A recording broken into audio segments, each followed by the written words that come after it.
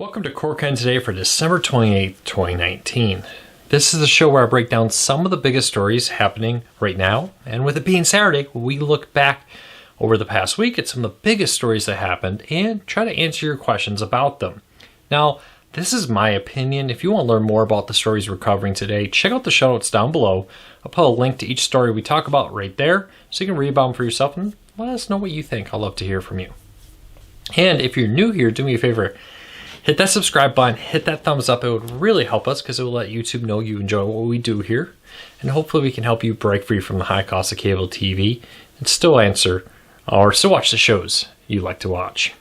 All right, let's dive into it because there's a lot to cover this week. Surprisingly busy week for Christmas. So it'll be interesting to see how busy next week is, as it's the week before the Consumer Electronics Show.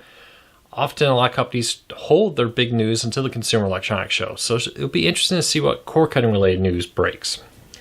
Let's start off with the deal of the day. Right now, Philo is giving away a free Fire TV Stick 4K if you prepay. Now, this is a limited time deal. You need to prepay for 6 months of Philo, but you'll get a free Fire TV Stick 4K. So if you already know you're interested in getting a Philo as your live TV streaming service, this may be a deal to look into. New customers only, and it ends at the end of December 2019. So you only have a few more days left to get this deal. Don't wait. Let's get into the news of the day. If you're interested in learning more about that deal, terms and conditions, all that fun stuff, link in the show notes down below. All right, a new bill has been signed into law that would require cable TV companies to fully disclose their fees. Now, we've talked about this in the past. It was passed to the House, passed to the Senate, and now the President has signed it and it is now moving to law. Now, this bill does wait 6 months to take effect, so there's a grace period for companies to build up a system. The FCC does have the right to delay it have reasonable delays to allow companies to implement it, so it may even be longer before it's actually taken to law. But this bill will require cable companies, before you sign a contract, to fully disclose all the fees and taxes. Now, when I talk about this, well, all the fees, taxes are separate. When I talk about this, people say, well, Luke, there are already disclaimers about all the fees are included. Well, they're kind of small, they're kind of hidden. And now this bill will require basically a truth in advertising type of system where it say, hey, you have to clearly disclose all these right up front. And on the phone, one of the things I hear a lot from people is they sign up for a service over the phone through Comcast or Spectrum or all these places, and they weren't fully aware of all the fees. Now this bill would make them, on the phone, fully black out, hey, we have this fee, we have this fee, we have this fee, we have this fee. Now, as you would expect, I wouldn't be surprised if there was a legal challenge to this bill. But there's a lot of precedent for a bill like this. There are a lot of companies out there, a lot of truth in advertising laws, as they're often referred to, that require companies to fully disclose all the fees and taxes. Now, this is really big because, as you well know, it's very easy for these fees to add up to be over $50 once you get like the DVR fee, HD technology fee, regional sports network fee, broadcast TV fee, device rentals. Nowadays, you can, in many parts of the United States, you can't just plug your TV into the wall for cable. You have to rent a box from Comcast or from Spectrum to watch your cable TV on your TV. So not only are you paying for the service, you now are forced to also have a box to go to your TV. I found that very interesting, that is all required. So we're going to be watching this very closely, seeing how this plays out. It was signed as part of a bigger spending bill that would keep the government open, so they kind of snuck this one in right there. But it also will require disclosures about price hikes and other things. Some of these requirements are already in place. It'll be very interesting. So let me know, what do you think of the bill? Do you think that's something that we should even bother with to require it? I'm actually a fan of things about having pricing very clearly disclosed. I don't think that's necessarily a bad thing. But there's always balance in everything in life. So let me know what you think.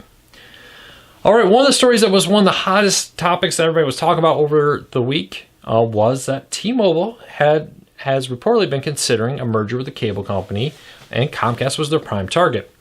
So a few years ago, back in 2015, they laid out a roadmap to the board of directors of what they wanted to do with the company.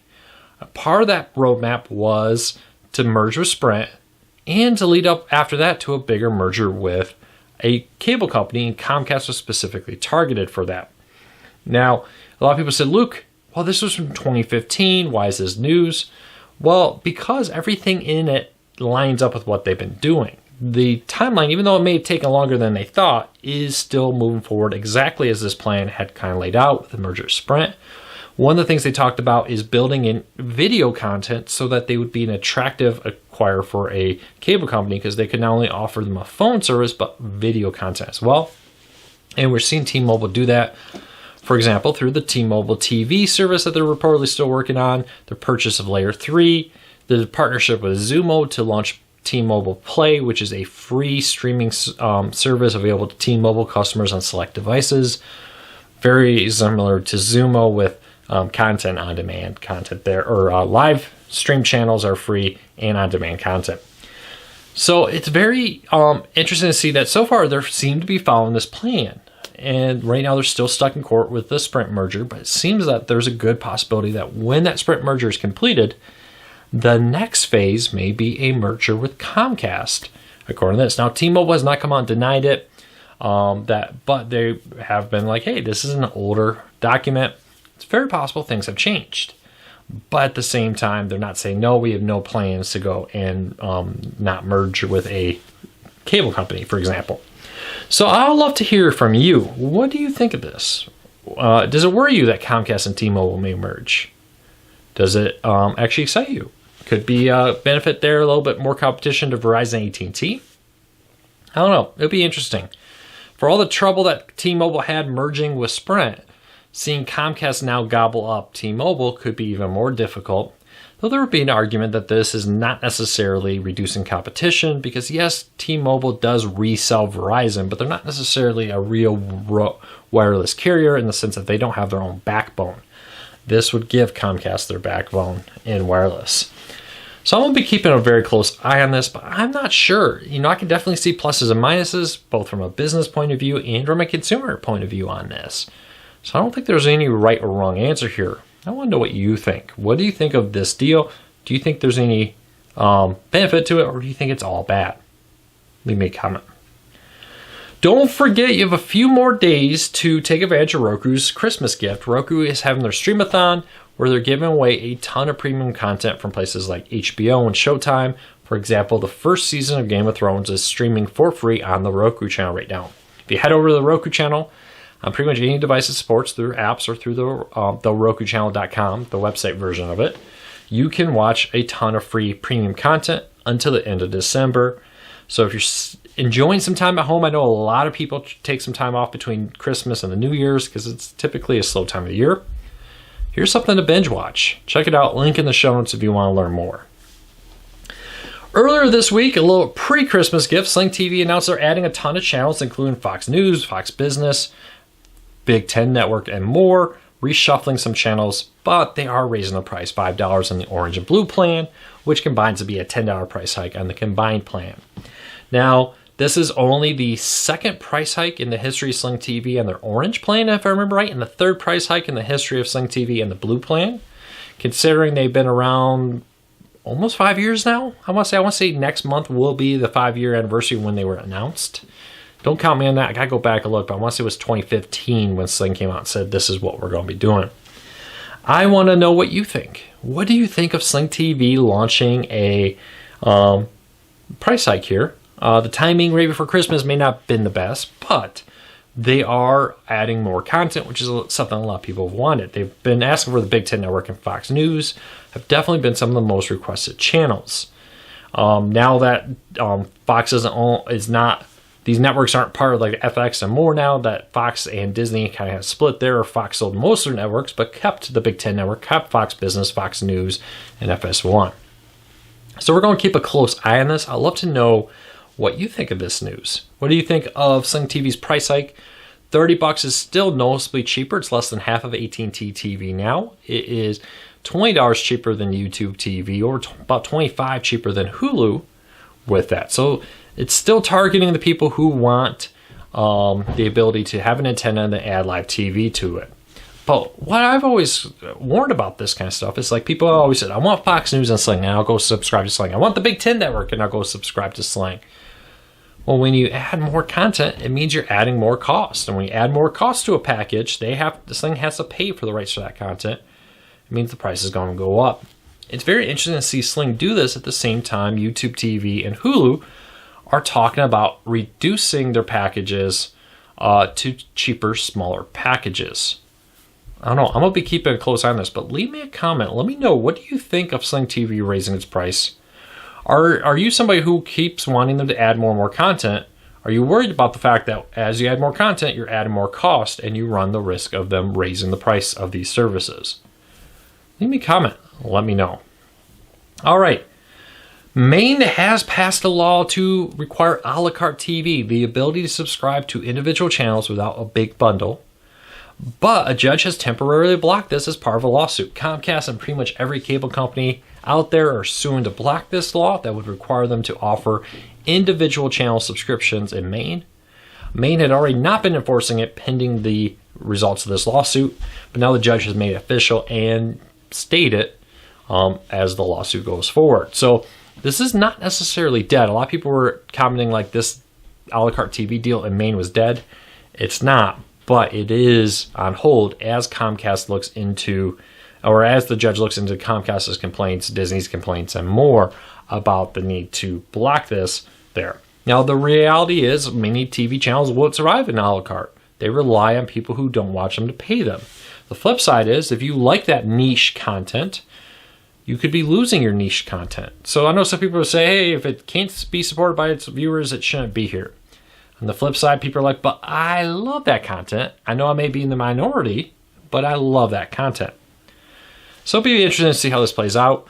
It may force more and more of this content to move to streaming services. You know, you can see NBC saying, well, if this channel doesn't make it, maybe we can integrate some of that content that was popular into like Peacock or another similar service. Or Time Warner or Warner Media now as it's called could say, well, we're going to put this all on HBO Max now if it's not going to make it on cable. So I want to know what you think. Now, to answer the question, no, this is not dead. No, we don't know when we'll get a final ruling. It's very early in the lawsuit, but it is on hold for now. All right, last story up of the day. As cord cutting grows, Nickelodeon, Disney Channel, and Cartoon Network are seeing their ratings plummet. A lot of people asked how this compares to others, and it does seem that these networks are getting hit slightly harder than some of the competitors, but not necessarily. We are seeing some interesting trends breaking up. NBA ratings are down.